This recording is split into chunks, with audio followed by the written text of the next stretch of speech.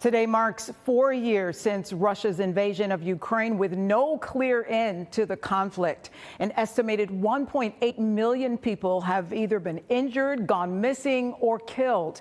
Negotiations to end the war have stalled as Russia insists on keeping territory it's seized from Ukraine. In the past 2 years, Russian troops have moved about 30 miles into Ukraine's Donetsk region.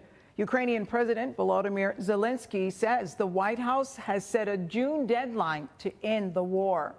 Well, as the conflict drags on, we're hearing from a local Ukrainian group who has been for years mobilizing to get resources to war victims. News 10 NBC's Christy Blake spoke with leaders from RocMaidan. Christy, how are they feeling 4 years into this war?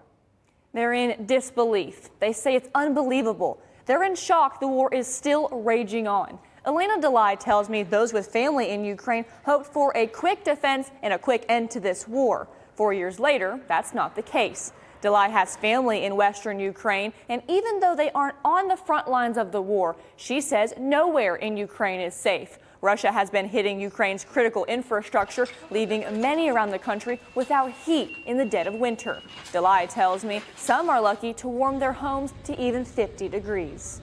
It's absolutely heartbreaking. And then if you think about bombings, they're routine. Every single night there's a severe bombing. And Russia doesn't just bomb eastern territories, it bombs the whole country. So there's no place in Ukraine where people are safe. They're trying to live their lives because they have no choice. But there is nothing that's safe about Ukraine right now.